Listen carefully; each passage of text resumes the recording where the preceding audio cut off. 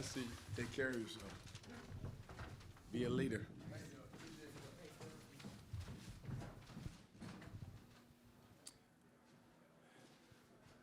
I'm just really grateful for Daryl and his teammates' ability to respond. Today was a challenging game in a lot of ways because a lot of things didn't go our way. And, you know, sometimes you play really, really well, and it's easy to feel good about yourself, even independent of the score. And sometimes you're not playing as well, and you know it. You know you can be better, and there's a sense of like, we gotta do better. But I thought our guys really responded well. You know, Butler's a lot better team than their record indicates. They've played every team in our league close, and they're a week removed from losing by 1 to Providence, who's the first-place team in the league. So, you know, I'm not surprised that it was a close game, but our guys did a great job staying together, you know, really locking in on the defensive game plan.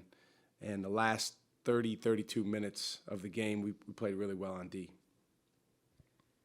Daryl was saying that Butler causes a little bit of problems on defense just because they space you out. How did you try to counter that after their hot start? Trying harder.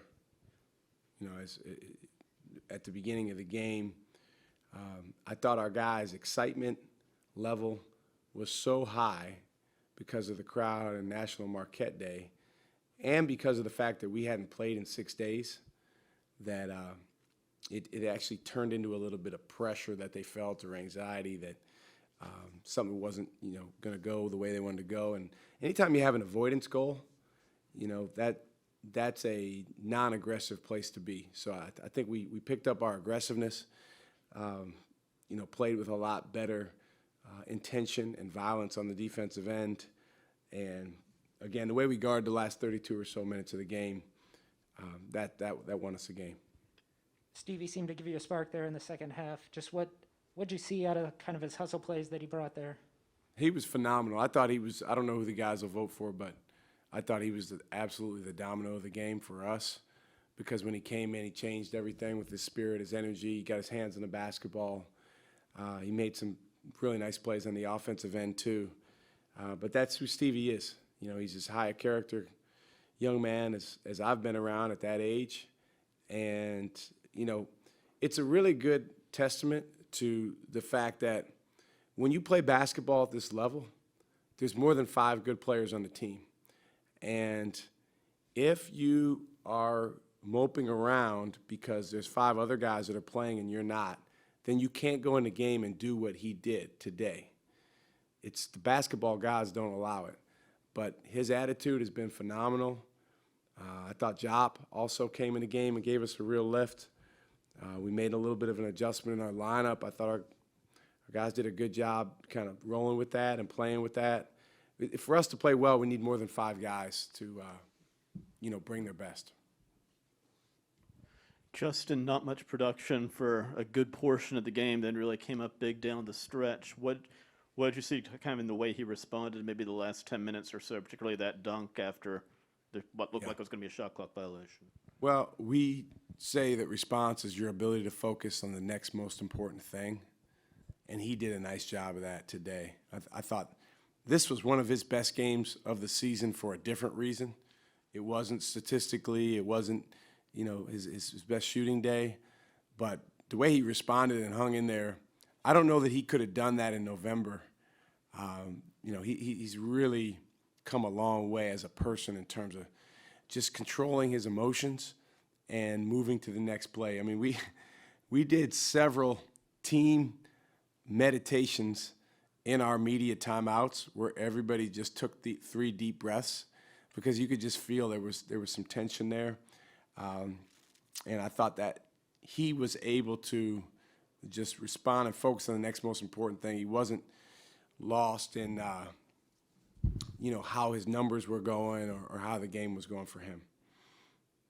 Shaka, you briefly touched on this, but your team allowed 23 points in the first 8 minutes, and then you just allowed 33 points in the remaining 32. So what was the message for your team defensively to remain in the game? We got to be better. We got to fly around more. I actually think this is a bias on my part, but I think just your ability to talk on the floor as a group, 5 guys communicating. We say get set, stance, eyes, and talk. So are you in a stance? Can you see your man on the ball? And is your mouth, are you talking? And I think when we had those things after that initial run that they had, we were really good on defense. To start the game, Butler's a good team. I don't know if our guys, again, I think the excitement maybe had something to do with it, but they're going to make shots. They're going to make plays if you let them. I mean, you have to be highly intentional about taking it away. And they do. They present some challenges for us just with their personnel. And I thought our guys, after that initial stretch, did a good job. You put Cam in the starting lineup. What were you looking for there? Cam Jones, one of the best freshmen I've ever been around in my life. So more time with Cam Jones in the game, really. I mean, if you don't put him in until 15 minutes left in each half, then you're basically limiting his playing time to 75% of the game maximum, and you're not going to play him straight through. So I didn't think today was one of his best games, but he made a big bucket for us late. And in my mind, he is a major threat to go make a play and score the ball or create something for his teammates. And, best basketball is way ahead of him. You mentioned the high character of Stevie. He seems just like a relentlessly positive dude every time I've talked to him. Just for you, what's it been like getting to know him this year? Well, first of all, I think that the former staff deserves a ton of credit for signing Cam and Stevie. We didn't sign those guys. They signed last, 2 Novembers ago. And both those guys together are high character. Stevie, it's an adjustment to college at this level for any freshman. And for Stevie, he's had his twists and turns and times where things went really well, times when things didn't go as well. His attitude's been phenomenal. And the way that he has does work every day after practice, the way that he has stayed really connected to his teammates, and been okay being Stevie. Sometimes as a freshman, when you're a little different in whatever way, you can feel a pull to the norm. But the reality is he was different in a good way today. I mean, you could feel it out there, and that's Stevie. So I really appreciate the fact that he has been comfortable enough in his own skin to be himself. Shaka, first time being a part of National Marquette Day. What was it like to immerse yourself within the players and the crowd from start to finish today? I'm just really grateful for the opportunity to be here. This arena is such a special place, and then when you put our fans in this arena, our students, our crowd, there's no place I would rather be.